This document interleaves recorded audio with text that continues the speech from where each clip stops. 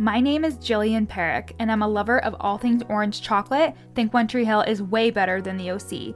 And as a person who stutters, I hope to one day inspire women with invisible disabilities to overcome their limiting beliefs and start the business of their dreams, just like I did. I'm a mindset coach specializing in imposter syndrome, helping women beat their inner imposter using neurolinguistic programming, hypnosis, and time techniques. And this is the From Imposter to Empowered podcast. This podcast is for you if you're an entrepreneurial woman trying to navigate the online space with a lot of passion and a lot of uncertainty. If you feel like your ideas are unoriginal, that your message isn't necessary or important, or like you're a complete and total fraud, then you've come to the right place. This podcast will take you from imposter to empowered with ninja-like brain hacks, easy to implement strategies, and uplifting real talk to make you feel like everything you want is in reach. Let's get started, girlfriend.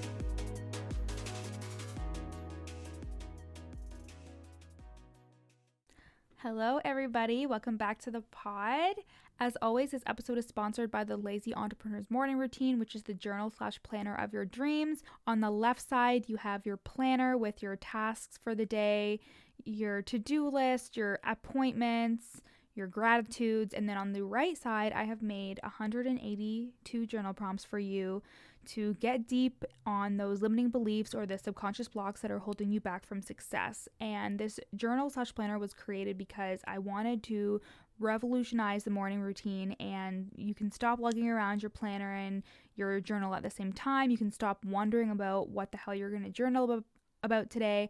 This journal will solve all of your problems when it comes to that, and it is so easy to implement into your morning routine, and people love it. One of my clients, Rachel, that was the first thing she purchased from me, and then she ended up coming into my mini mindset mastermind, and it's just a really great tool for you to have in your mornings, especially if you're committing to the inner work right now. I know that 2020 is the year that we prioritize our entrepreneurial mindset, because we all know that if our mindset isn't on point, then our business is going to suffer. So you can grab that at the link in my show notes, and you can get $10 off with the code BOSSBETCH. And I can't wait to see you guys journaling in it and having an amazing morning routine that is quick and efficient, but also really thorough on understanding your thoughts and emotions so you can prime your mindset for success every single day. So today's topic is all about coaching, because the majority of people who come to me are coaches, and they always have an issue with being the guiding force for their clients. Now, as a coach, you are supposed to be a guiding force. You are supposed to ask powerful questions. You are supposed to be that guiding light to help people through what they're dealing with, but you never want to feel like you are in charge of their results, because that is a recipe for you thinking that you are kind of in control of the results that your clients get. And if your clients don't get results, then you blame yourself. And that is just a recipe for disaster when it comes to imposter syndrome. You will think that you're not good enough, that your work isn't good enough, and that may result in you procrastinating or lowering your prices or revamping your coaching programs. And nobody wants that. I mean, these things are all necessary in the grand scheme of things, but if you are being affected by every client that doesn't do what you're telling them to do, then it can pretty much wreak havoc on your business. And that's what I wanted to lead with today, and really just get right to the point of it. Is coaching is a do with, not a do to process. So you may be feeling insecure and unsure if coaching is for you, because you're constantly trying to impress and prove your worth, and you don't feel good enough. So for example, I actually just told a client this recently.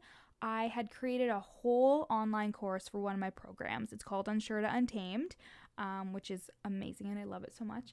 And it's basically my one-to-one program. And when I created it, I really didn't feel worthy of my prices. I didn't feel like I'd be able to sell it properly. I was able to get 2 people in it, which is amazing, at the lower tier, and now it's higher. But essentially, I created a whole online course because I truly didn't believe that people would want to work with me one-on-one and just pay that price for the face-to-face calls and the access to me, the messaging access to me. I truly didn't believe in myself. So I created a whole online course and decided that as long as I can put my value into the online course, it is going to be more valuable to people, because I'm not good enough if I just tried to pitch my sessions and messaging access. And this goes back to, again, feeling not good enough and feeling like you have to overcompensate and give too much value. And also because I was coming from more of a teaching standpoint than I was in terms of a doing with standpoint. So again, coaching is more a do with process. You're not supposed to tell people what to do. You're not supposed to technically give them advice. You're supposed to help them find the answers that are already within themselves. And that's something that's really solidified in neuro-linguistic programming. It's not, here's how you help your clients do X, Y, and Z by telling them how to do it. You're doing this process with them. You're asking really powerful, in-depth questions, because we all have the answers inside of us. We just need that guidance pulling the answers out of us. So have you ever read a book, or has somebody ever asked you a question and it completely changed your perspective on things? Even though you were answering the question, it just changed how you thought about everything that you used to think. And this is an example of a do with process. Again, coaching is not for you to sit there and tell them what to do. That's called consulting. And when I started my business, I was a coaching and consulting business, and I had no idea what the fuck consulting was. I remember asking one of my classmates, hey, so consulting, what do you do? And he kind of looked at me like, what? I felt really dumb.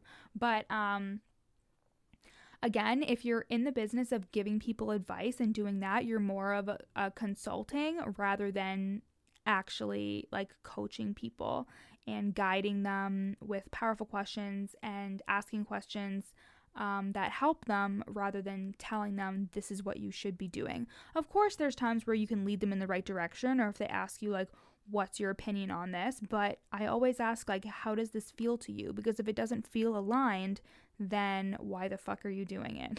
And if your answer is just to make money, well, that's going to work for a little while, but at the end of the day, if you're not aligned with your passion or what you truly want to be doing, then it's not going to feel right. I'm going to go into an episode about that when I talk about being uninspired, but that's a whole other podcast episode. And I just wanted to be short and sweet because I wanted to get this point across. I know that a lot of people, especially myself, have felt like if I don't have all the answers for somebody, I'm not a good coach. If I can't help them get the results that they need, I'm not a good coach. But again, if your client isn't engaged or isn't invested, I had this one client who had a lot of money mindset issues, and it really stopped her from really engaging with the course. And it frustrated me because for months after, I felt like a really incompetent coach when the reality was she just wasn't ready for doing this kind of work, because she was so consumed with her issues around her own money story. And that just really killed me, because I really wanted to be able to give this woman results, and I wasn't able to. And that is when we go down the garden path of not being good enough and not being able to fulfill what our ego really wants, which our ego just is similar to our inner child. Our ego just wants to be satisfied and feel like we're important and feel like we're on the right path, because imposter syndrome can make you feel like you're not on the right path, and that maybe coaching isn't for you if you don't enjoy doing it. But it's not that you don't enjoy doing it, it's just that you're trying too hard to be the person with authority rather than the person who is walking alongside of your client.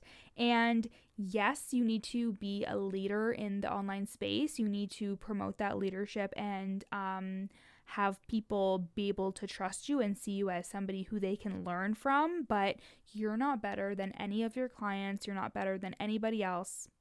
And an example that's coming to my mind is thinking about before, I used to think people with a lower follower count, I was more successful than them, but that's not the case at all. It's fucking Instagram. It has nothing to do with how qualified somebody is. Unfortunately, because we can see the numbers, though, we take that as an authority position.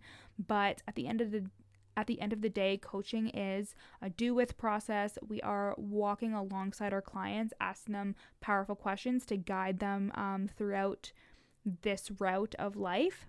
and we are not there to tell them which route to take. We can just guide them, again, ask powerful questions and be that leader for them, but essentially promote the feeling in them that they have the answers for themselves, and that means that they will be more self-sufficient and won't need as much hand-holding, and they will amaze you when that is the route you begin to take.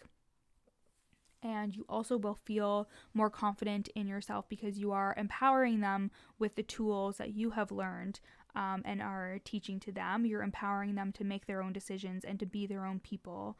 And that is when they see the best results. So I hope you guys have an amazing day. Don't forget to check out the Lazy Entrepreneur's Morning Routine at the link in my show notes. Can't wait for you to get your paws on that baby. And I will talk to you guys later.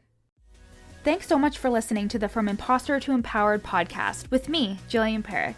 If you loved this episode, take a screenshot and share it on your Instagram story. And don't forget to tag me at Your Coach Jill. Of course, I'd love for you to rate the podcast 5 stars and leave a review. And if you screenshot your review and send it to me at Your Coach Jill on Instagram, I'll send you a free gift. At the very least, make sure you follow me on Instagram, again, at Your Coach Jill, for tons of free content, strategies, and inspo. See you next time.